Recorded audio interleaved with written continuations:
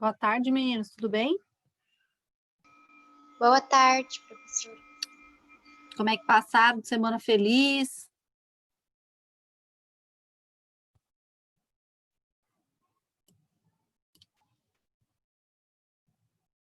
Todo mundo feliz? Aposto que vocês estavam doidos para voltar à aula, para vocês entrar a tarde inteira e conversar do jeito que vocês conversam. Certeza que vocês não queriam essa semana. Tô certa?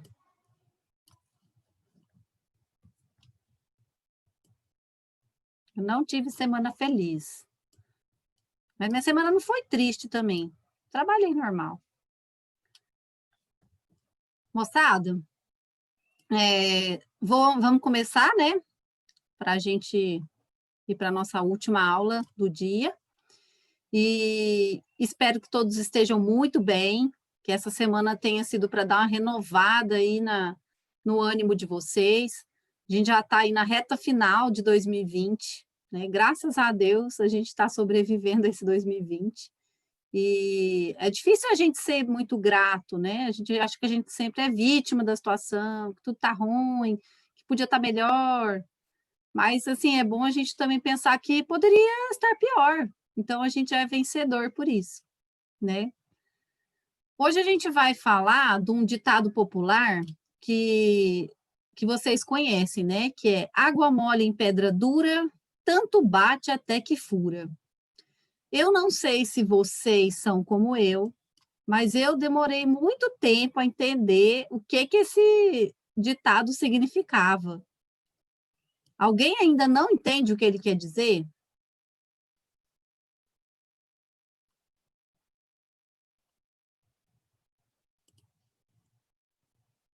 O que você entende, Gustavo Vieira?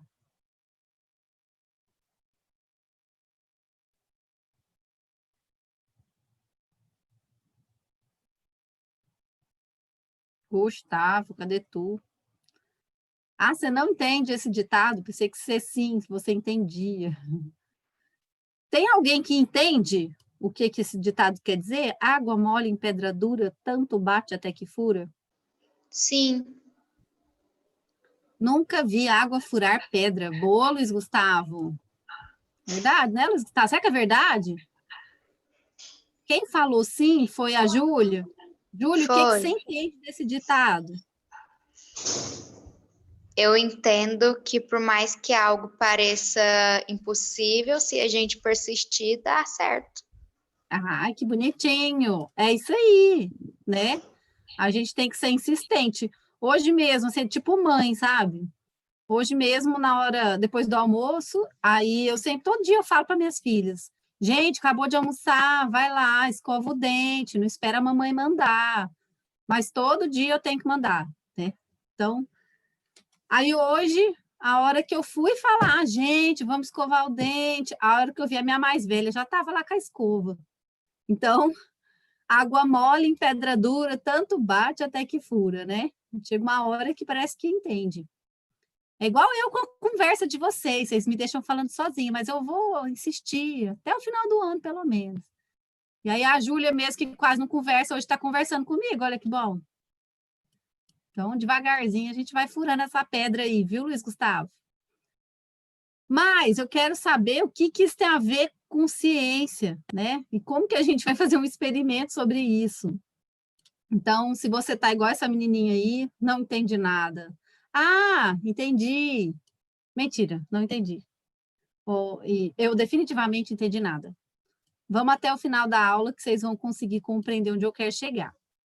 Então, o experimento de hoje, meninos, é um experimento muito, muito, muito simples mesmo. Eu escolhi esse experimento pelos materiais simples que ele tem. Então, a gente vai precisar de 3 garrafas PET ou 3 garrafinhas de água, tá? Essas garrafinhas de água, eu preciso que elas sejam iguais, do mesmo tamanho, porque aí eu vou fazer um gargalinho com ela aqui, ó. Vou cortar, né, fazer um funilzinho. E aqui na boca da garrafa, eu vou precisar de um pedacinho de pano, pode ser pano de chão, que você tem velho aí.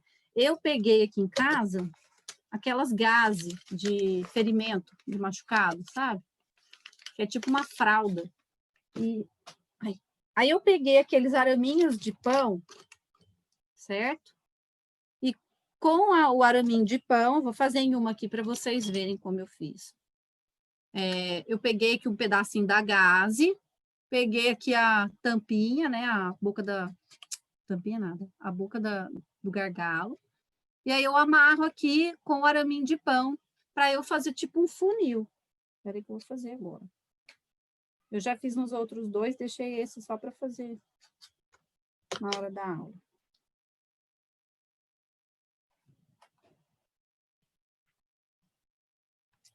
Meu arame é curto. Peraí, deixa eu dar uma desentortada nele aqui para ele ficar maior.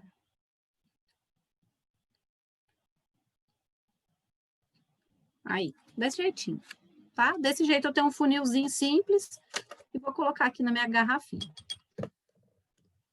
Quem não tem o araminho de pão pode usar liguinha de pamonha, tá?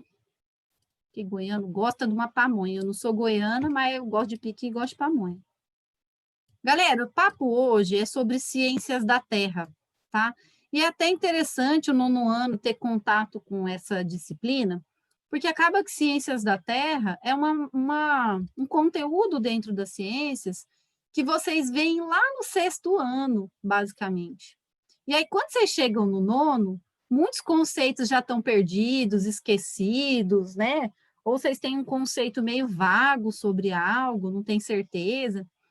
E vocês sabem que ano que vem, né? Independente de ter vacina ou não, independente se vai continuar EAD ou se vai continuar presencial, vocês serão alunos do novo ensino médio. Vocês já sabem como funciona o novo ensino médio no SESI de Campinas?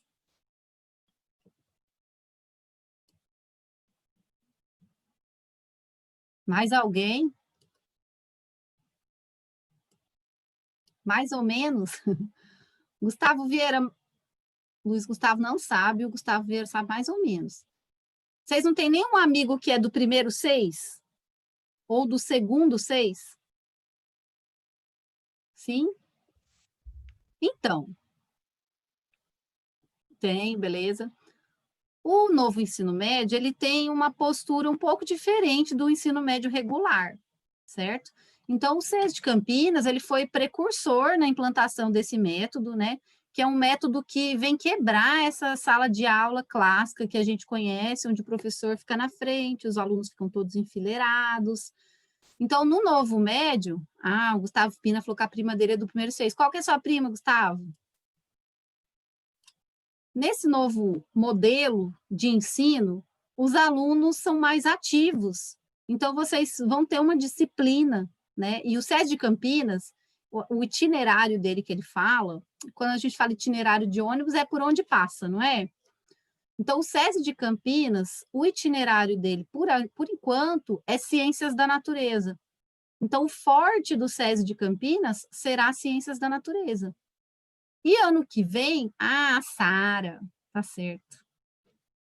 Ano que vem, todos vocês, porque é lei, então vai mudar, não vai ter mais ensino médio regular. Todos os alunos terão que fazer parte do novo médio. Até ano passado, a gente perguntou assim para todos os meninos, né, que são do primeiro esse ano, a gente falou: você tem vontade de fazer um ensino médio diferente? E aí veio aquele tanto de aluno e a gente pegou os que tinham mais perfil, os que tinham mais vontade e tal. Só que ano que vem, independente de você ter perfil, de você ter vontade de estar em algo novo, você vai estar em algo novo. E Ciências da Terra é uma disciplina dentro do itinerário do novo médio. Então, eu vou rever aqui com vocês alguns conceitos que vocês aprenderam lá no 6º aninho, para preparar vocês mesmo já para essa empreitada, tá? Galera, então, falando um pouquinho aí da Terra, né, do nosso planeta, que a gente está, por enquanto, eu acredito em vários mundos, então, eu acredito que a hora eu estou aqui, a hora eu não estou. Muito doido. Planeta Terra nem sempre foi do jeito que a gente vê hoje, né? Então, hoje a gente tem imagem de satélite, por exemplo, vocês estão aprendendo lá com a Luana, que tem a força gravitacional, né? Que permite os satélites fazerem aquele movimento ao redor da Terra, né? Que a gravidade não permite que eles vão embora. E aí a gente tem aquele monte de imagem de satélite do planeta. Mas nem sempre o planeta foi desse jeito. Então, mais ou menos 4,5 bilhões de anos atrás, foi a formação do nosso planeta. E quando ele se formou, ele era muito, mas muito, muito, muito quente. Aí, um aluno do outro nono perguntou para mim, professora, mas se ele era muito, muito, muito quente, se ele era incandescente, né, pegando fogo, ele era uma estrela? Aí eu falei para o aluno, falei, não era uma estrela, porque as estrelas, elas são feitas somente de gás, né? E o planeta Terra, ele não tinha somente gases, ele tinha também outros elementos que não eram gasosos, eram, na época, líquidos, né? Então, por exemplo, o núcleo da Terra, lá, o miolinho, ele é feito de ferro e níquel. E até hoje, o núcleo da Terra, ele é pastoso. Então, a temperatura lá é tão alta, tipo um maçarico. É tão alta, que o ferro que está lá dentro, ele não é igual o ferro da minha cadeira aqui. Ele é um ferro líquido, tá? Porque a temperatura está muito alta. E naquela época, toda a Terra era muito quente. Então, todos os elementos químicos, né, que compõem nosso planeta, eles estavam ou gasosos ou líquidos. E a vida ali era impossível de acontecer. Naquela época também, um pouquinho depois, a Terra era o tempo todo bombardeada por meteoros. A Terra ainda é bombardeada por meteoros, né? De vez em quando a gente vê a estrela cadente, né? Se você ficar olhando assim no lugar que não tem muita luminosidade para o céu, é fácil de ver a estrela cadente, porque meteoro cai o tempo inteiro na Terra. Só que quando cai meteoro na Terra, pelo fato da nossa atmosfera ter muito oxigênio, o que acontece quando você tem faísca e gás comburente?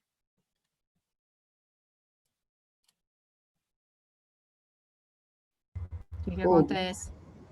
Fogo, muito bem, Gustavo.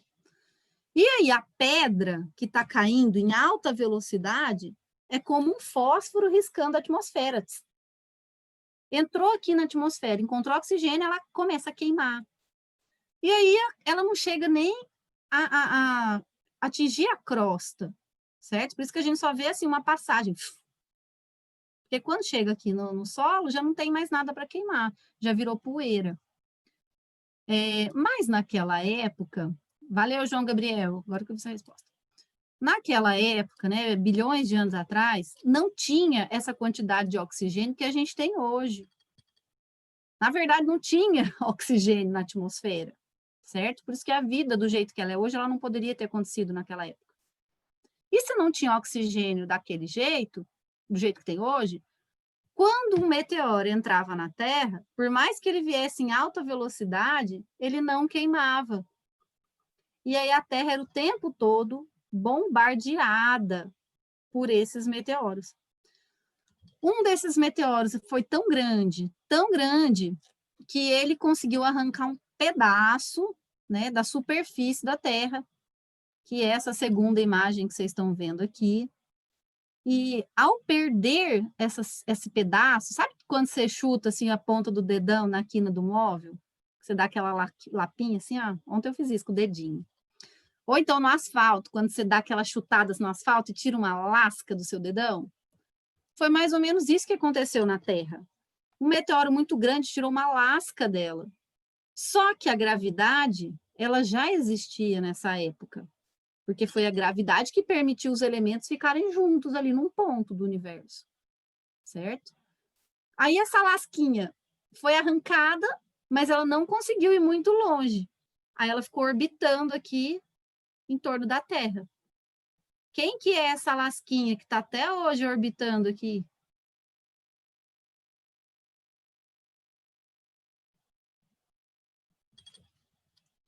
Ninguém sabe da nossa lasca. Quem que é nossa irmã?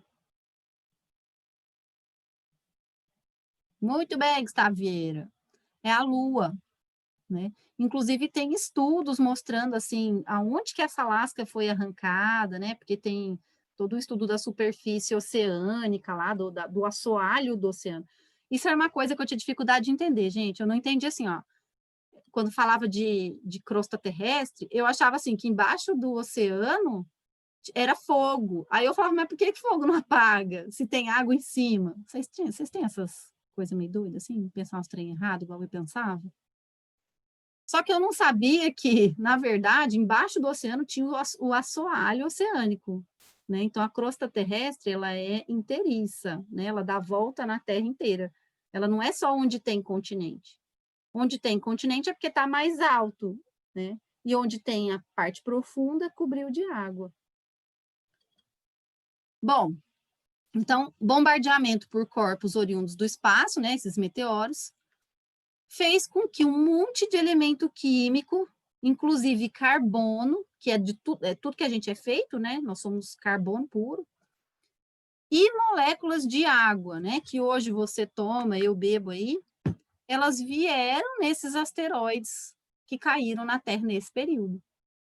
Então, se não havia água líquida nesse período, porque a Terra era muito quente, não tinha como, a água a 100 graus ela evapora. Vocês estão aprendendo isso também lá em química, substância pura, mistura, né? Aqui a Terra estava muito, muito quente. Mas a água, a partir do momento que ela chegou no planeta, né, e ela foi resfriada, perdão, e ela foi aquecida, ela virou vapor e ficou ali também, como a Lua, orbitando a Terra, certo? E tá até hoje. Tanto é que a gente tem nuvem no nosso planeta. Bom, e falando de água, essa água foi acumulando, né, em torno da nossa atmosfera, formando a nossa atmosfera, por causa da gravidade. Só que todo mundo sabe que quando vai formando muita nuvem, ela pega um peso, vamos dizer assim, e aí ela condensa e chove. Foi isso que aconteceu essa semana, graças a Deus, né? Que a gente estava quase cozinhando. E aí começou a chover, mas só que quando chovia, caía na crosta terrestre, que não era nem uma crosta ainda, era pura lava, e fazia igual frigideira embaixo da torneira. No que a água caía, evaporava. Chovia de novo, evaporava. Chovia de novo, evaporava. E isso deu origem ao ciclo da água no planeta. Só que de tanto você enfiar a frigideira embaixo da água, o que acontece com a frigideira?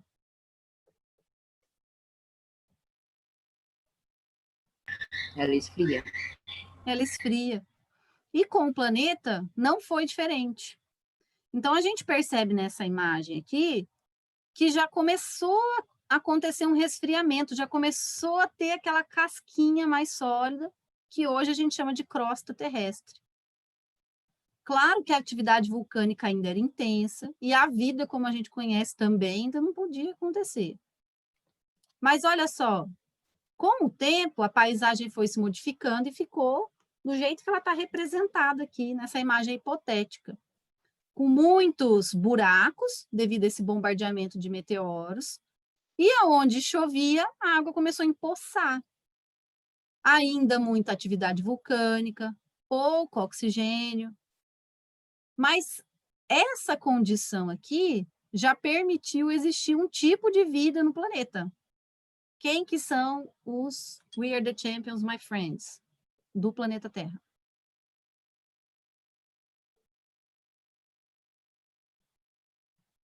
Não são os Pokémons, quem são?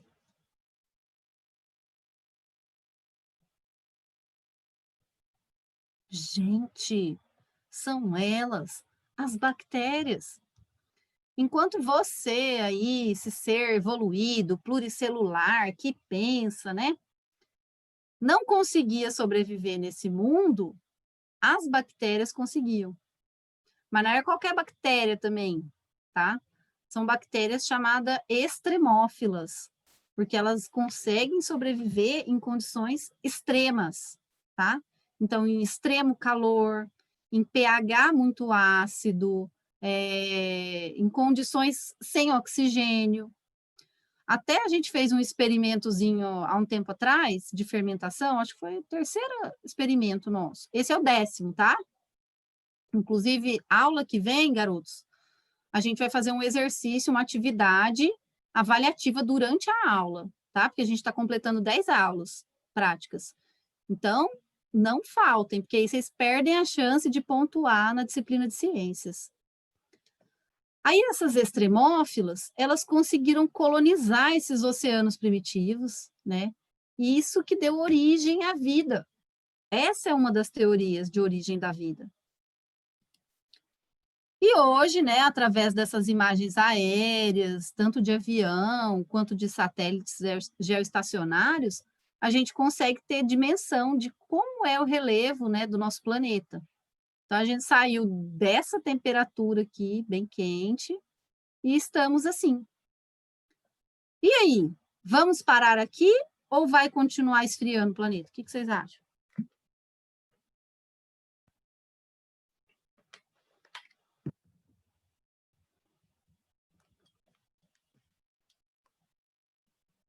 Gente, já falei, fala um de cada vez, senão eu não entendo.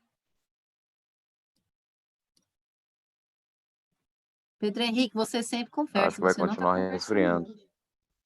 Aê, João Gabriel, vai continuar resfriando. Porque, como eu falei no começo da aula, o planeta ele não é uma estrela. Né? As estrelas elas têm essa característica de gerar calor e luz próprio. Nós não, tá?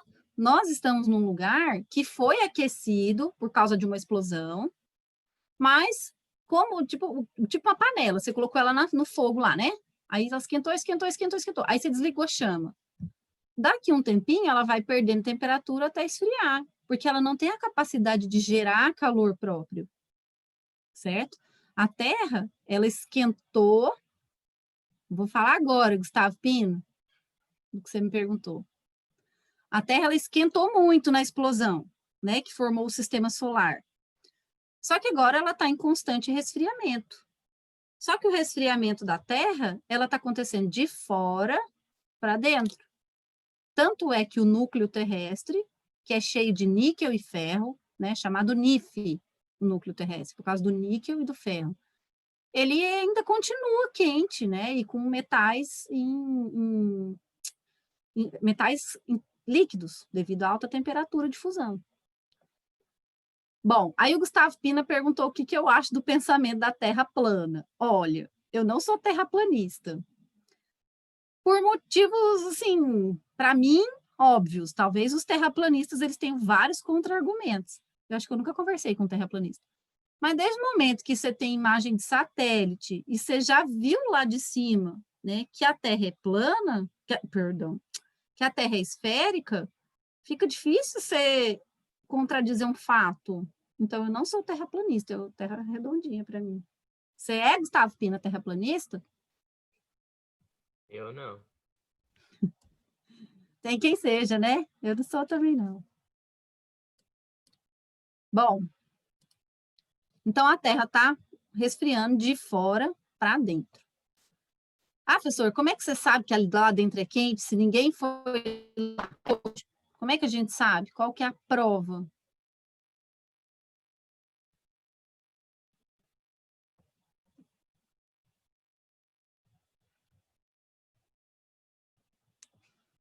Ó, o Luiz Gustavo perguntou uma coisa bacana. Assim, então a Terra vai virar gelo. Vocês estão me ouvindo bem? Sim. Que apareceu para mim uma mensagem que minha performance está baixa. É para eu desligar alguns aplicativos aqui. Qualquer coisa, vocês me dão um toque.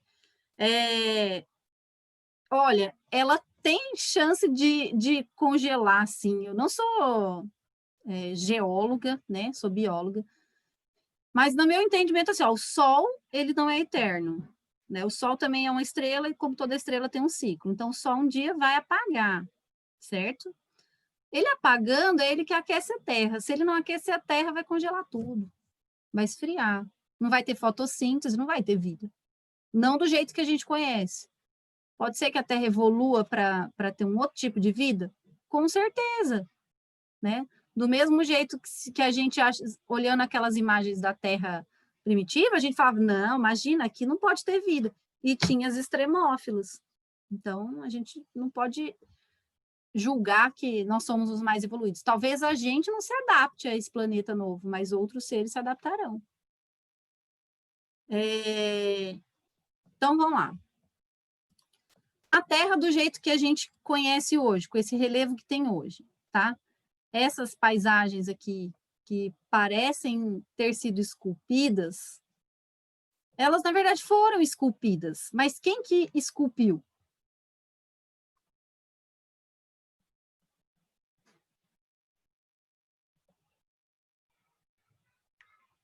Quem que esculpiu, galerinha? Não foram os astecas, incas, maias, o povo que veio antes da gente, não. Na verdade, foi o tempo, igual o Luiz Gustavo falou agora. Então, o tempo a gente vai chamar de intemperismo, tá? Esse é um conceito importante de vocês saberem. Muita gente confunde intemperismo com erosão, e eu vou diferenciar aqui para vocês não confundirem mais. Então, quando a gente fala, vai para frente, meu filho, de intemperismo, a gente tem que entender que tem vários tipos de intemperismo, tá? A gente tem intemperismo químico, físico e biológico. Vocês sabem lá da química que fenômeno físico, né, é aqueles que mudam o estado da matéria. Então, sólido, líquido e gasoso. Se eu pegar gelo, a composição do gelo é H2O. Se eu tirar o gelo da geladeira, vai virar aqui água no estado líquido, mas continua sendo H2O. E se eu colocar essa água para aquecer, ela vai evaporar, mas vai continuar sendo H2O. Então, eu não mudei a estrutura da molécula. Então, eu tenho um fenômeno físico. Agora, se eu pego essa água, né, misturo aí num soluto, num vinagre, aí ela não vai ser só água mais, né? Vai ser água mais alguma coisa. É o caso da chuva ácida, né? Então, quando a gente tem chuva ácida, a chuva ácida ela vai causar um intemperismo químico. Porque quando chover a chuva ácida, vai encontrar lá cálcio no solo, e a acidez da chuva, ela derrete, vamos dizer assim, ela desmancha o cálcio. Então, a gente vai ter um desgaste da terra pelo fato de estar chovendo um líquido mais ácido. Agora, se a chuva não está ácida e ela vai batendo muito forte, né, com o tempo naquela rocha, ela vai desgastando. Então, a gente vai ter um intemperismo físico. Essas pedrinhas aqui da praia mesmo, elas ficaram redondinhas como? Não chega a ser areia, né? Ela vai virar areia um dia, mas ainda não é.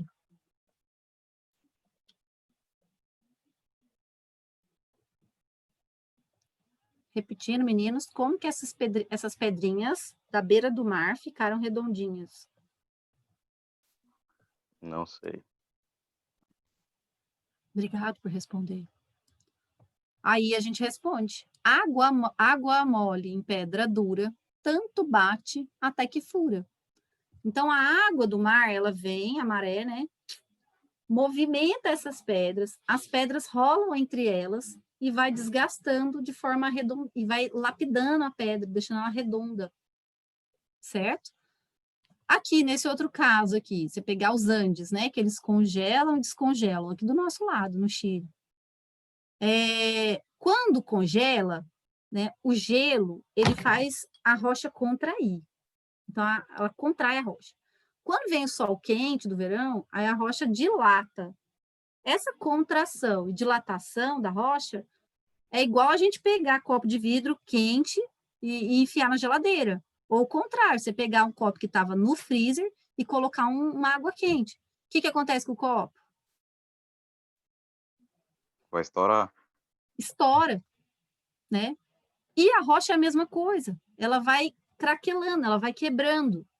Então, água mole em pedra dura, tanto bate até que fura, certo?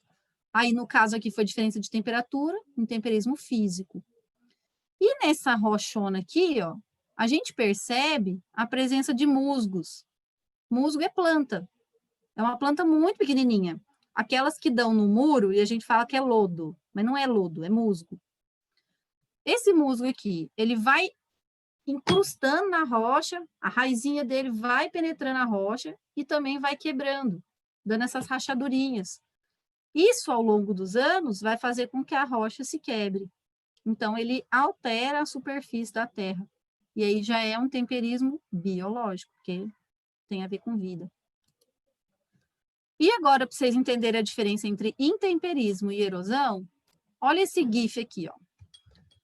Nesse lado aqui, quando chove, a cobertura vegetal, ela vai fazer uma cobertura, como se fosse um guarda-chuva.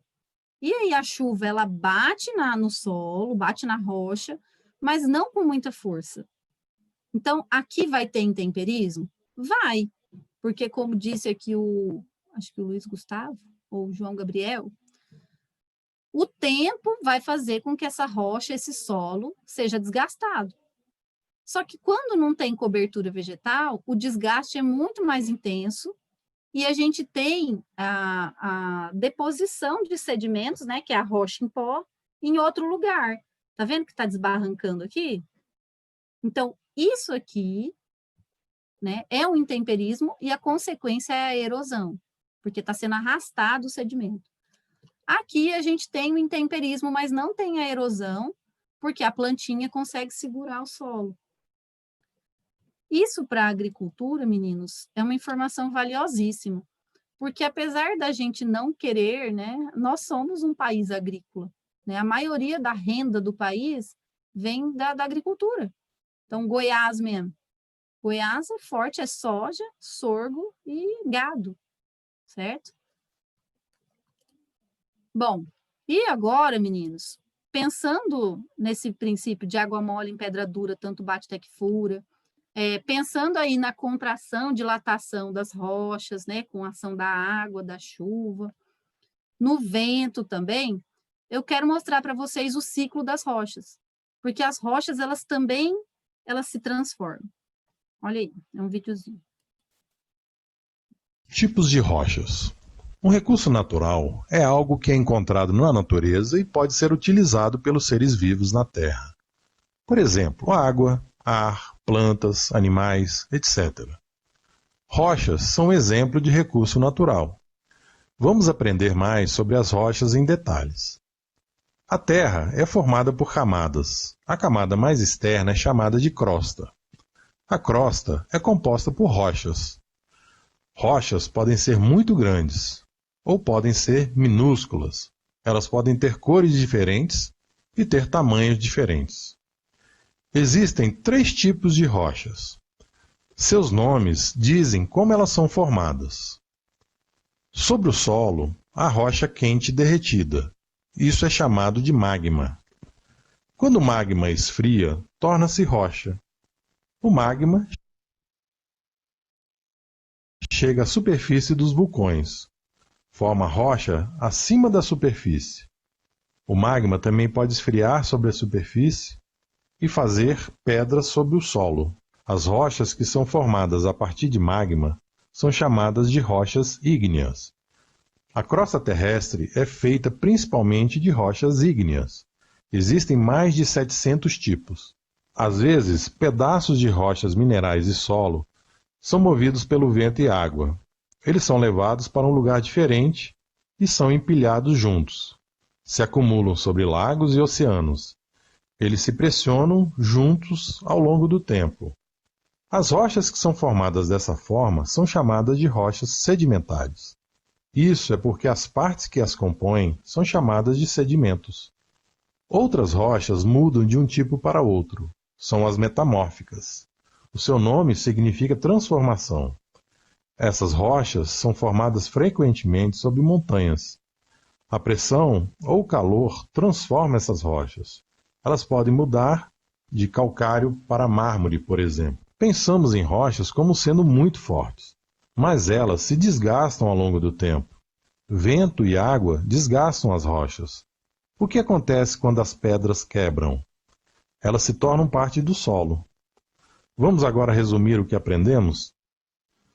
Existem 3 tipos de rochas. Rochas ígneas são formadas pelo magma que vem à superfície da Terra. Rochas sedimentares são formadas por perdas de pedaços de rochas e solo que são empilhados e pressionados juntos no fundo de lagos e oceanos. Rochas metamórficas são formadas por rochas sedimentares ou ígneas que se transformam sob altas temperaturas ou pressão. Quando as rochas se quebram, elas passam a fazer parte do solo.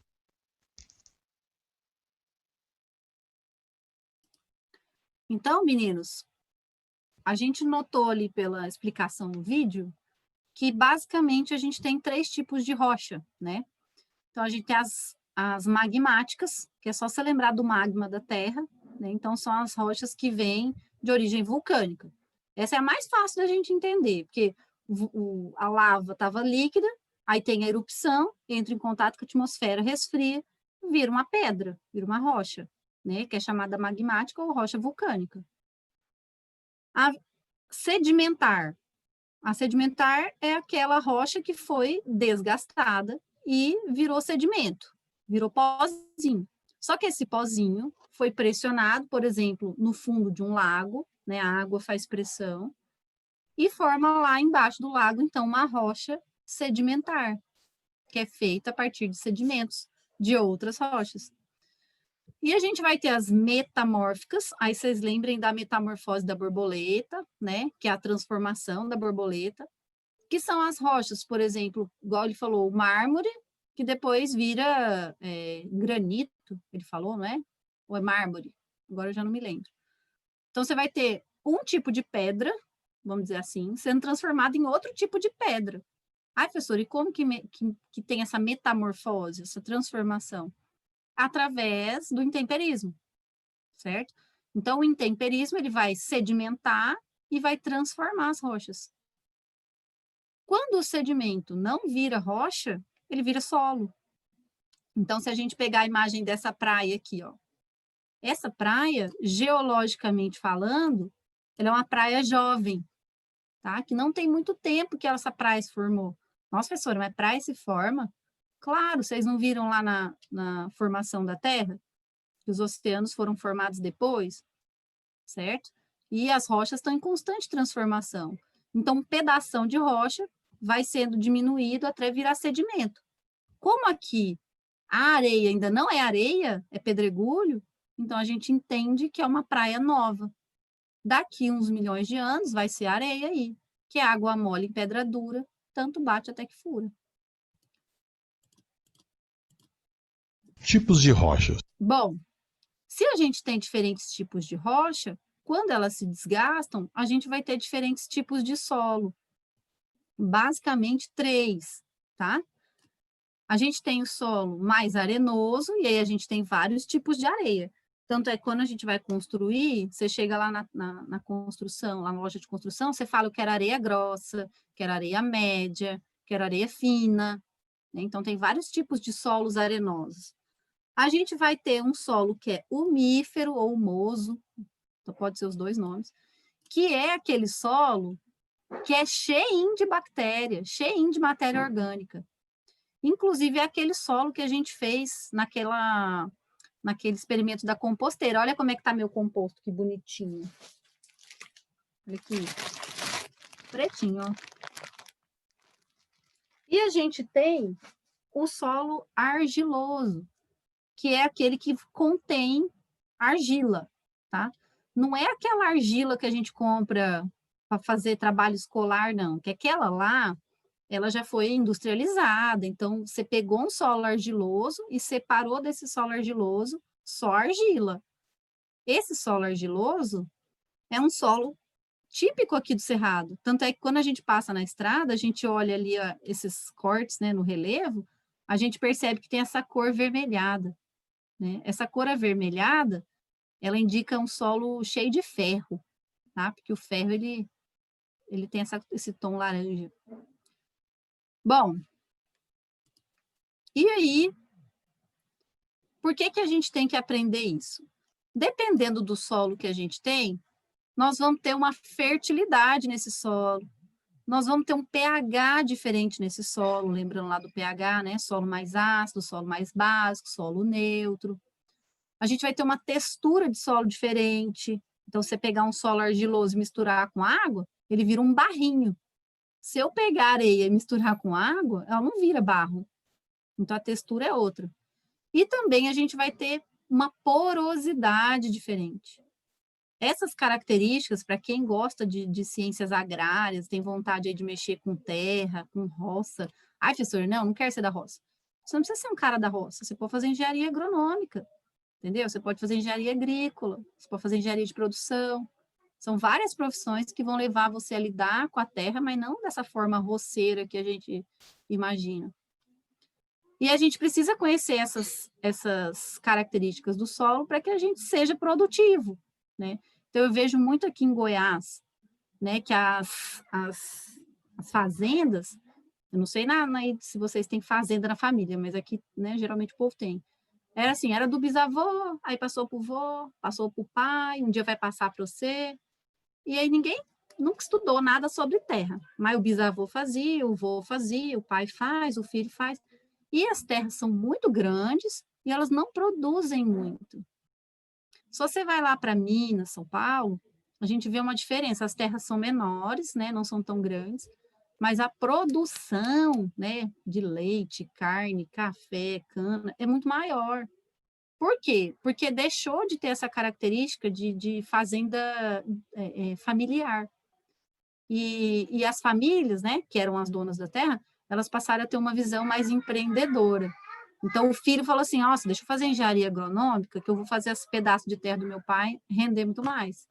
Então, essa visão que a gente tem que ter. A terra é importante para a produção, a gente precisa tirar dela nosso sustento, né, com muito respeito, mas a gente tem que usar a terra sim. Moçada, e hoje a gente vai fazer um teste de porosidade do solo. Um teste muito simples, tá? Então, eu já, enquanto estava passando o vídeo, eu terminei de fazer aqui, eu fiz aqui minhas garrafinhas daquele jeito, tá? Que eu mostrei para vocês. Coloquei a gaze. E aí eu separei 3 tipos de solos diferentes, vocês vão notar pela cor, ó. Um é mais vermelho, o outro é arenoso e o outro é umífero, tá? Então, argiloso, arenoso, umífero. Vou colocar aqui nos meus 3 recipientes. Deixa eu tirar minha água daqui, que já eu derramo ela. O mesmo tanto de solo, tá? Aqui eu tenho um becker de 40 ml, eu medi 40 ml em cada um. Vamos lá. Argiloso, umífero e arenoso. E agora eu vou colocar 40 ml de água em cada becker. Gente, eu não tenho 40 ml de solo, porque solo é sólido, né? Mas a medida que eu coloquei mais ou menos 40 para eu colocar o mesmo volume.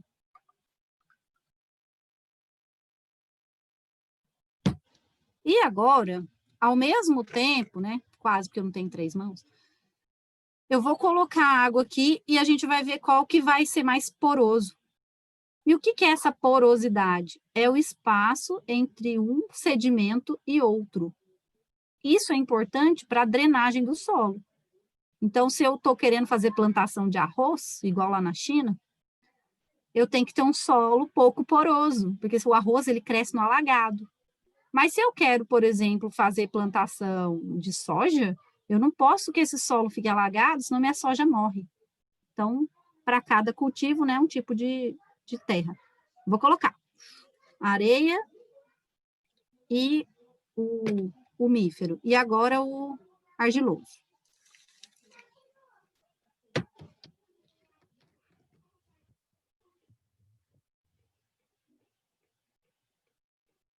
Galera, o que está pingando mais rápido, pelo vídeo não aparece, é o umífero aqui, ó, o que a gente fez lá na composteira. Então, a gente entende que esse solo, ele vai encharcar, né? E ele vai absorver essa água mais rápido. E eu aposto que vocês tinham pensado que o mais poroso era o arenoso. Vocês não pensaram? Sim, não. É isso aí, Gustavo Pino. Temos que usar com sabedoria. Tá aqui é para usar, mas tem que usar com... Eu falo de ter que honrar, né? O que a gente recebe aí. da natureza, de Deus, seja lá qual for sua crença. Moçada, então o que está mais poroso de todos é o umífero. Em segundo, o arenoso, tá? Essa areia que eu peguei aqui da construção é uma areinha muito fina, por isso que ela tem pouca porosidade. Se fosse uma areia grossa, ia ser mais rápido. E esse aqui, ó, que é o argiloso, ele tá pingando bem devagarzinho. E aí, é um pouco óbvio, né, que o argiloso pingue mais devagarzinho, porque é da argila que a gente faz, por exemplo, telha, né, recipiente de barro, panela de barro, que mais? Tijolo. Então, essa característica dele ser pegajoso, né, o argiloso, e não permitir a passagem de água, é que garante, por exemplo, que quando chove, a telha da sua casa não absorve a água de uma vez, ela permite escoar. Isso é importante também para a indústria de olaria, certo? Moçada, alguma pergunta? Não? Então, por hoje era só. Espero vocês... Oi, Glória! Espero vocês na aula que vem para vocês fazerem a atividade avaliativa e ganharem um ponto extra em ciências, tá bom? Avisem seus amigos que não participam da aula, que vai ter uma atividade avaliativa, tá? Beijo, fiquem com Deus. Tchau. Tchau, professor. Valeu.